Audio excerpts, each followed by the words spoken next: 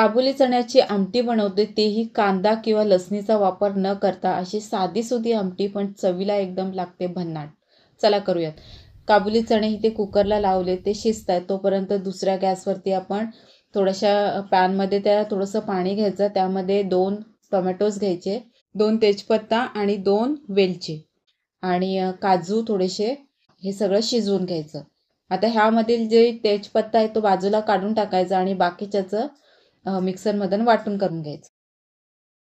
वाटण तयार करून झाल्यानंतर पॅनमध्ये थोडंसं तेल घ्यायचं, जिरं घालायचं फोडणीसाठी, हिंग आणि कोथिंबीर थोडी. ही फोडणी तयार झाली की त्यामध्ये जे आपण वाटण केलं आहे ते घालायचं. ते मस्त असं त्या तेलामध्ये परतून घ्यायचं.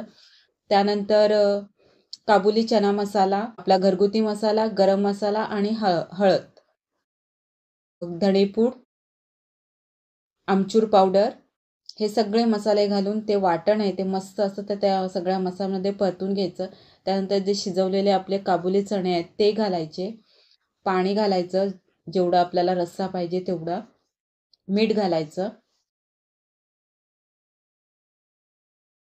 आमटी आपली तयार झाली. त्यावरती आता कसुरी मेथी थोडीशी घालायची, गॅस बंद करायचा आणि थोडं 1-2 मिनटं झाकण ठेवून तशीच ठेवायची आणि तयार होते ही मस्त अशी काबुली चण्याची आमटी. तीही कांदा किंवा लसणीचा कोणताही वापर न करता.